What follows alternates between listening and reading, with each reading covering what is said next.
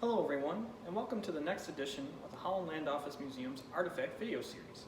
My name is Ryan Duffy and I'm the director of the museum. And this week we're going to talk about another member of the Ellicott family who was influential in the Holland Land Office, and that would be David Ellicott Evans. Now David Ellicott Evans was actually the nephew of Joseph Ellicott and became one of the resident land agents here in Batavia after his uncle resigned. Now, David Ellicott Evans was born on March 19, 1788 in Upper Ellicott Mills, Maryland, where the family homestead was. He was the son of Rachel Ellicott and Lewis Evans, Rachel being one of the younger sisters of Joseph and the twin sister of Benjamin Ellicott.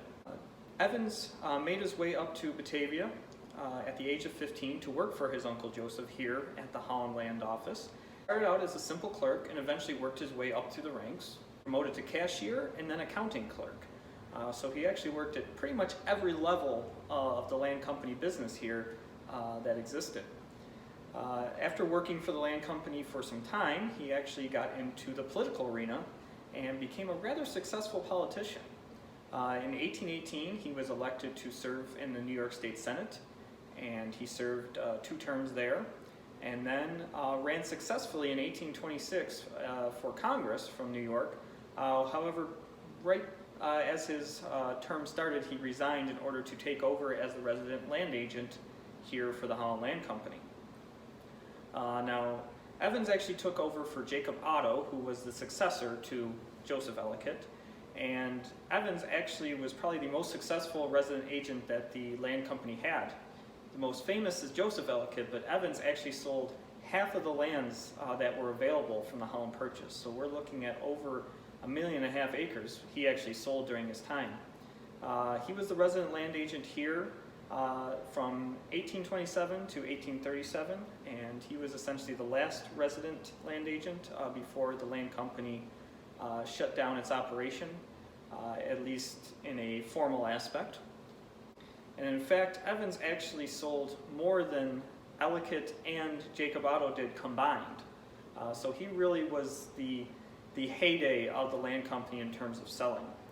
But this did not come without trials and tribulation. It was toward the end of Evans's term here as the resident land agent that strife across Western New York directed towards the land company came to be, as in 1836 and 1837, local farmers and settlers rose up against the land company to protest their collection policies, and the office in Chautauqua County in Mayville was actually burned to the ground by angry farmers.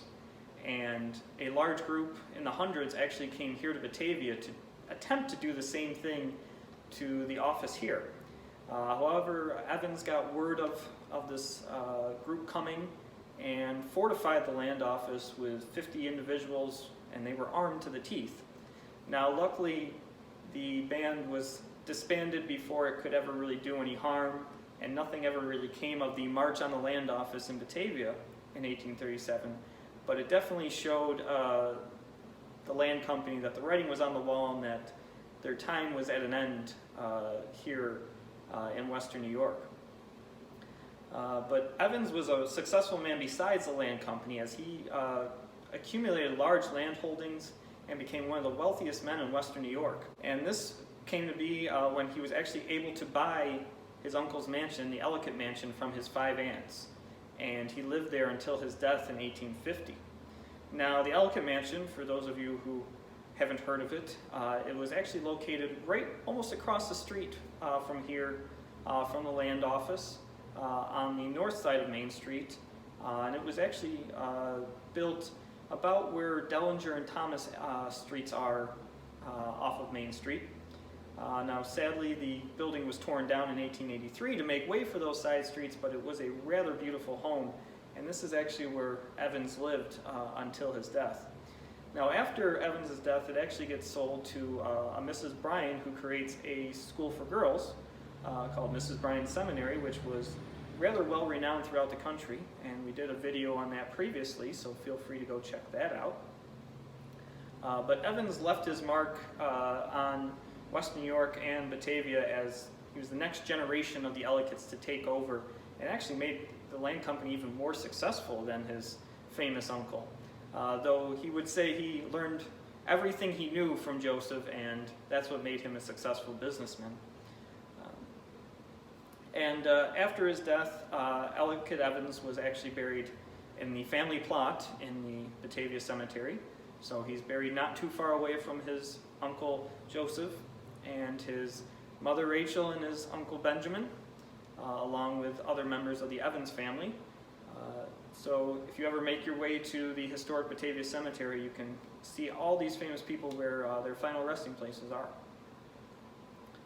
Well, I hope you enjoyed this edition of the Artifact video series, and I hope you enjoyed listening to sort of the last famous Ellicott to work with the Holland Land Company, and someone who I think legacy gets often overlooked by his famous family members, but his impact was rather prominent nonetheless.